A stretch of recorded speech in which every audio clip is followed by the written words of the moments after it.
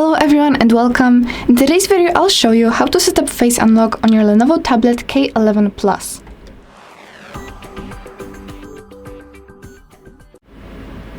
To set up Face Unlock, you'll have to go into Settings, scroll down to Biometrics and Passwords, and press on Facial Recognition.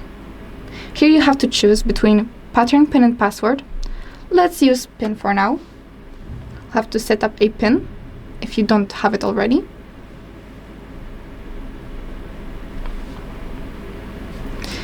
You can choose what notifications show up. And here you just press on Add. And now you have to scan your face. And that's it for today. Thank you so much for watching. Make sure to like and subscribe, and I'll see you in the next one.